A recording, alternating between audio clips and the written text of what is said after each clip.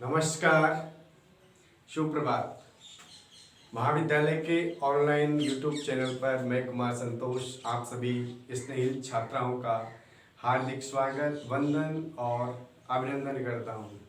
स्नेहित छात्राओं, आज हम फिर हाजिर हैं आपके साथ एक नूतन विषय को लेकर और उस विषय का नाम होता है शिव सूत्र, शिवजाल या माहेश्वर सूत्राणी।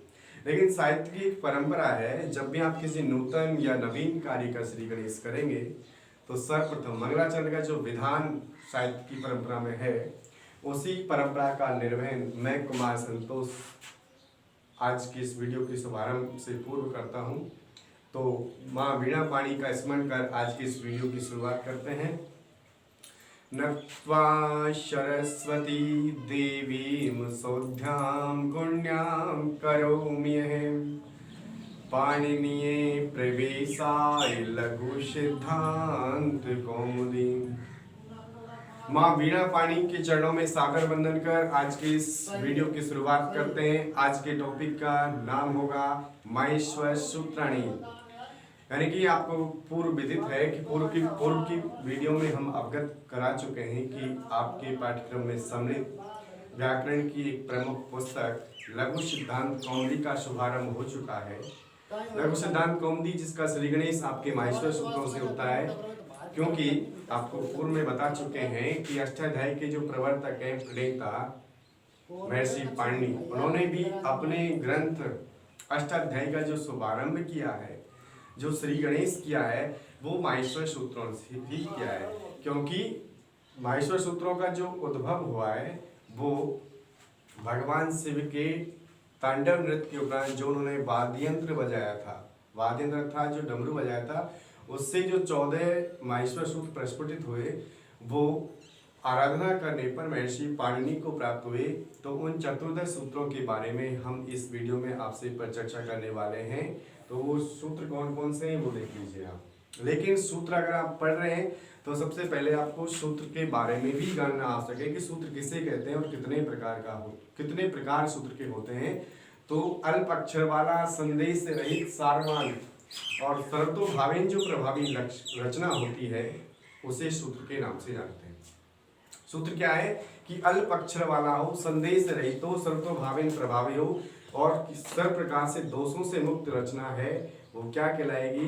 सूत्र। और सूत्र कितने प्रकार के होते हैं? सूत्र 6 प्रकार के होते हैं। उन सूत्रों के नाम कौन कौन से हैं? संज्ञा च, उसके लिए आपको ये याद रखना पड़ेगा कि संज्ञा च, परिभाषा च, विधिर नियम एव च, अतिदेशो अधिकारश्च षड्विध सूत्र लक्षण। ये सूत्र 6 प्रकार के होते हैं। संज्ञा च, परिभाषा च, विधिर नियम एव च, अतिदेशो अधिकारश्च षड्विध सूत्र लक्षणम। 6 प्रकार के सूत्र होते हैं। यानी संज्ञा सूत्र जो संज्ञा विधायक सूत्र होते हैं जैसे हलंतम, परिभाषा सूत्र जैसे हलंतम यानी किसी नियम की व्याख्या करते हैं, विधि सूत्र, नियम सूत्र, अतिदेश और अधिकार सूत्र। जब आपकी ऑफलाइन क्लास होंगी तब इस संदर्भ में हम आपसे विस्तार पूर्वक चर्चा करेंगे कि संज्ञा सूत्र की श्रेणी में कौन से सूत्र आते हैं, परिभाषा सूत्र की श्रेणी में कौन से सूत्र आते हैं और विधि सूत्र में कौन से सूत्र सम्मिलित किए जाते हैं। ऐसे ही आपको सारे 6 प्रकार के जो सूत्र होते हैं उन सब के बारे में आपको विस्तार पूर्वक अध्ययन करने का मौका या अवसर मिलेगा। ये 6 प्रकार के सूत्र होते हैं। तो शुरुआत करते हैं आज की इस वीडियो का माहेश्वर सूत्र, यानी कि भगवान शिव के द्वारा उद्भव हुए इसलिए इनके माहेश्वर सूत्र। दूसरा नाम इनका शिव सूत्र भी है, शिव जाल भी बोलते हैं। अपर नाम भी आपको कई बार याद रखते हैं, आपको इनको दूसरे नामों से शिव सूत्र भी बोलते हैं, शिव सूत्रम भी इनको बोलते हैं, शिव जाल भी इनको बोलते हैं और अक्षर सामान्य भी इनको बोला जाता है। अक्षर सामान्य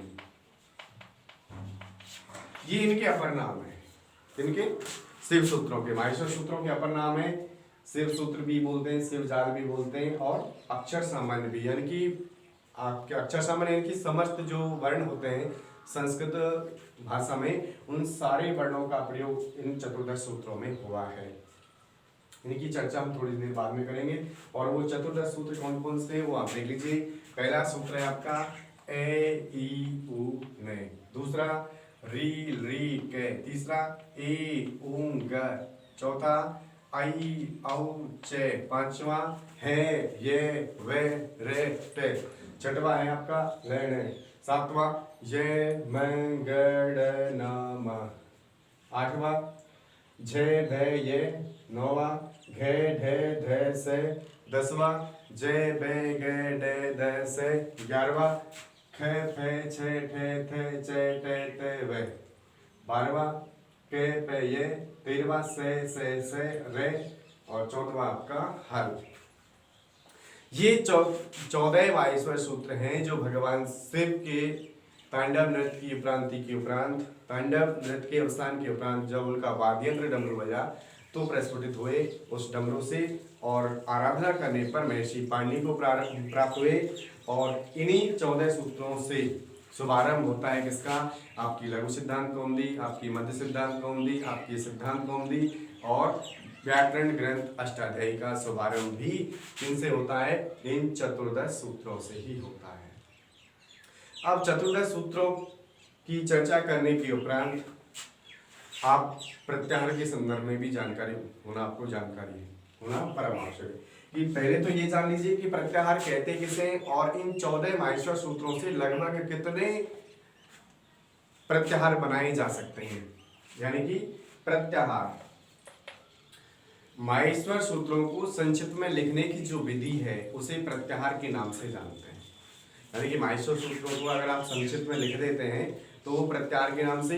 इन माहेश्वर सूत्रों से लगभग 42 प्रत्याहार बनाए जाते हैं। कितने? 42 प्रत्याहार बनाए जाते हैं। लेकिन प्रत्याहारों के संदर्भ में प्रत्याहारों की संख्या कितनी होती है इसके संदर्भ में विद्वानों में मत एक नहीं है। यानी जो व्याकरण आचार्य हैं उनमें मत एक नहीं है, क्योंकि अलग अलग विद्वान प्रत्याहारों की संख्या पृथक पृथक मानते हैं। यानी लघु सिद्धांत कौमुदी के अनुसार जो प्रत्याहारों की संख्या है वो 42 है। सिद्धांत कौमुदी जिसके प्रवर्तक प्रणेता हैं भट्टोजी दीक्षित, उनके अनुसार प्रत्याहारों की संख्या 44 है।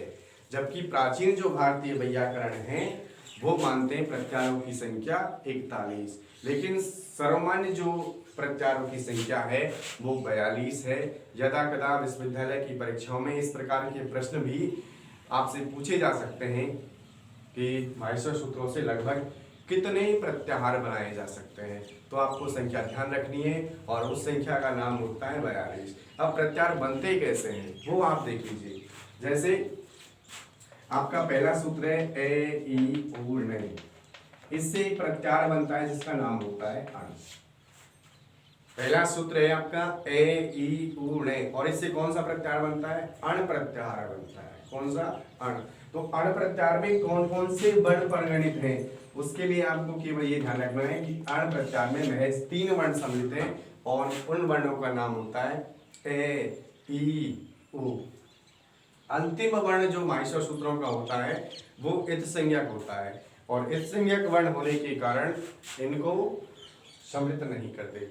तो आप जब संज्ञा प्रकरण पढ़ेंगे, संज्ञा प्रकरण का जो शुभारंभ होता है वो हलंतम सूत्र से होता है। तो हलंतम सूत्र यही कहता है कि उपदेश अवस्था में अंतिम हल अर्थात व्यंजन वर्ण क्या होता है? इत संज्ञक होता है।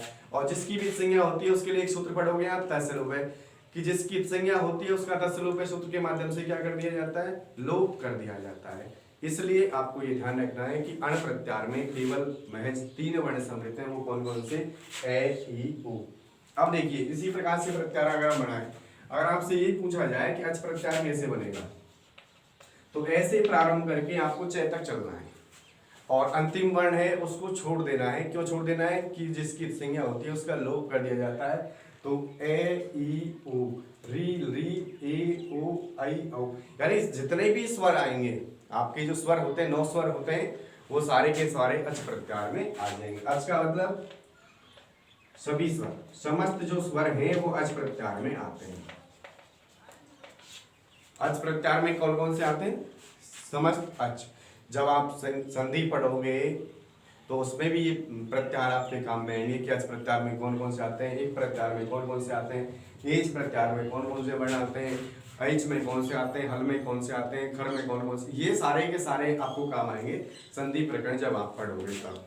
प्रत्येक क्लास के लिए परम आवश्यक है, यानी बीए फर्स्ट ईयर के लिए भी प्रत्याहारों का ज्ञान आवश्यक है, द्वितीय वर्ष के लिए भी और तृतीय वर्ष के लिए भी, क्योंकि बीए प्रथम वर्ष में तो आप पढ़ेंगे संधि, सेकेंड ईयर में आप पढ़ेंगे अजंत और हलंत प्रकरण पढ़ेंगे, तो उसमें शब्द रूपों की सिद्धि होगी, तो उसमें भी परम आवश्यक है क्या, इन प्रत्याहारों का ज्ञान।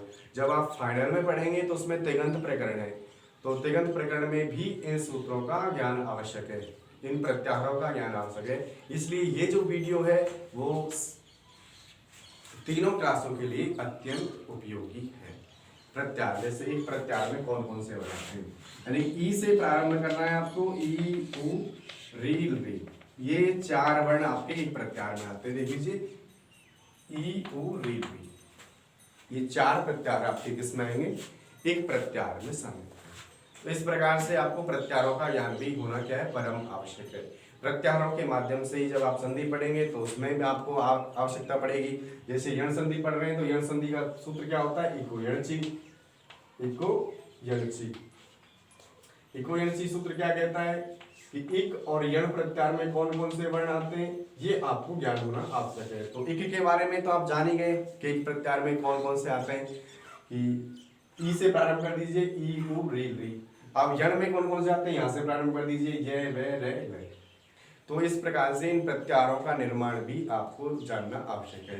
प्रत्याहारों की संख्या के बारे में हम आपको अवगत करा चुके हैं कि लघु सिद्धांत कौमुदी के अनुसार प्रत्याहारों की संख्या 42 है।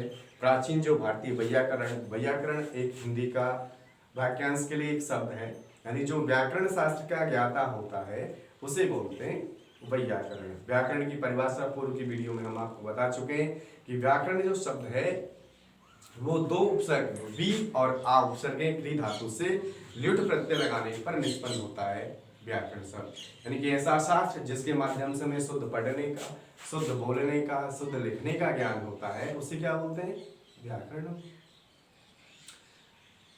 तो इस प्रकार से आपको 22वां सूत्र और उनसे निर्मित होने वाले प्रत्याहारों के बारे में जानना ज्ञान आपको हो जाएगा। आशा करता हूँ इस वीडियो से आप 22वां सूत्रों को के बारे में जान जाओगे और उनसे निर्मित होने वाले प्रत्याहारों के बारे में जान जाओगे।